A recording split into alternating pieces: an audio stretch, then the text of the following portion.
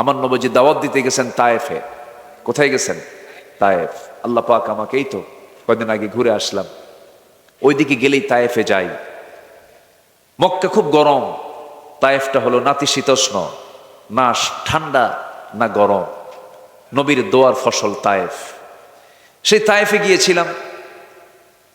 তায়েফে পা রাখা মাত্রই নবীর কথাটা বারবার মনে পড়ল। আহারে, এই তায়েফের কোন জায়গায় যেন নবীর শরীর থেকে রক্ত ঝরেছিল, রাসূল রক্তে রঞ্জিত হয়েছিলেন, নবীর দেহে রক্ত দিয়ে তায়েফ সিক্ত হয়েছিল। তিনি দাওয়াত দিতে গিয়ে ফুল পেয়েছেন না পাথর পেয়েছেন? পাথর। কারণ তার দাওয়াতের মধ্যে ছিল ঝাঁজ, তার দাওয়াতে ছিল মেজাজ, তার দাওয়াতটা ছিল হক। আজকেও যদি আপনি হকের দাওয়াত দিতে যান, আল্লামা সাইদির মতো অবস্থাই হবে। এই দেশে বহু আলেম তো আছে, সবার কি এমন পরীক্ষা হয়েছে? এমন পরিস্থিতি হয়েছে? হয় নাই। সবাই তো, অনেকই তো আলেম আছে, অনেক আলেমই তো আমার দেশে আছেন, অনেক নাম করা অনেক কিতাবে আলেম আছে। আল্লামা সাইদিও তো আলেম, ওনারাও আলেম। কেউ সরকারি খরচে হজে যায়, আর কেউ সরকারি খরচে জেলখানার খাবার খায়। সবার কালিমে কি এক? কখনো এক না। আমার নবীজি কালিমার দাওয়াত দিতে গিয়ে ফুল পেলেন না, খাবারও পেলেন না। আমার রাসূলকে দুনিয়া থেকে নিশ্চিহ্ন করার জন্য ওই তায়েফের বুড়ো বুড়ো কিছু শয়তান মোড়লরা উচ্ছৃঙ্খল ছেলেদেরকে লেলিয়ে দিল। নবীকে লক্ষ্য করে পাগল বানায়া, পাগল আখ্যা দিয়া চোকা চোকা পাথর নবী বরাবর মেরে দিল।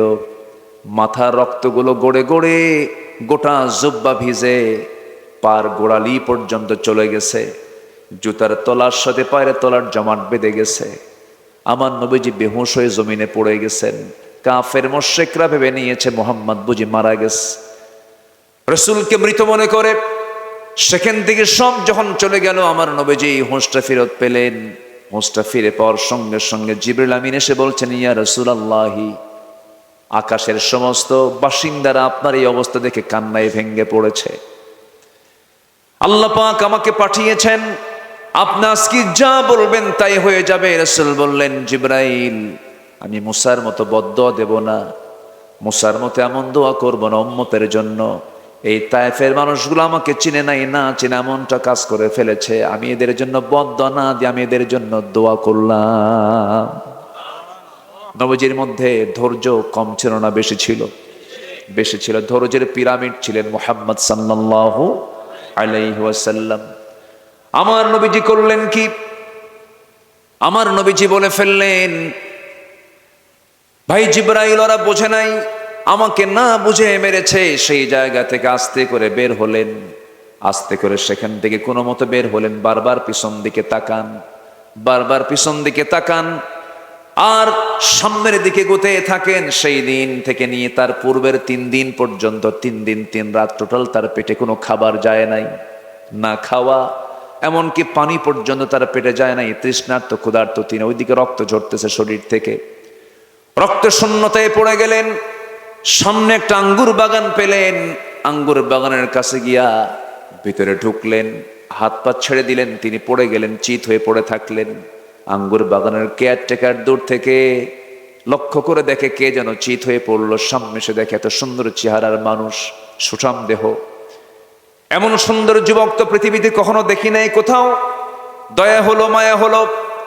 থোকা থোকা গাছে লেগে থাকা সে আঙ্গুরগুলো হাতের মধ্যে পেরে নিয়া চিপে চিপে চিপে চিপে মোটে 1 গ্লাস আঙ্গুরের রস নবীর সামনে হাজির করে দিয়ে সেই যুবকটা বলছে, যুবক, আঙ্গুরের 1 গ্লাস রস পান করো, মরে যাবা, নচেত রক্ত শূন্যতায় ভুগছ। নবীজি একটা মুস্কি হাসি মারলেন। মুস্কি হাসি মেরে বিসমিল্লাহ বলে 3 ঢোকে পান করলেন, জীবনের শক্তি ফেরত পেলেন।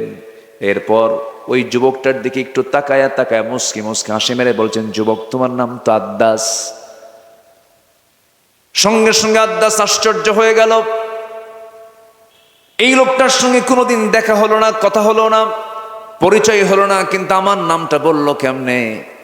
সঙ্গে সঙ্গে এবার যুবক বলছে, তুমি আমাকে চেনো কেমনে বলো?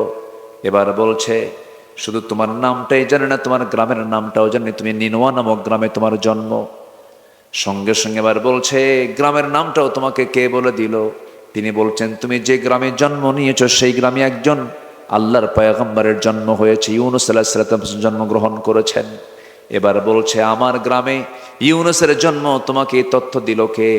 রাসূল এবার মুস্কি হাসি মেরে বলছে ও আদ্দাস, একজন নবীর কাছে তো আরেকজন নবীর খবর থাকতেই পারে। জোরে বলে সুবহানাল্লাহ।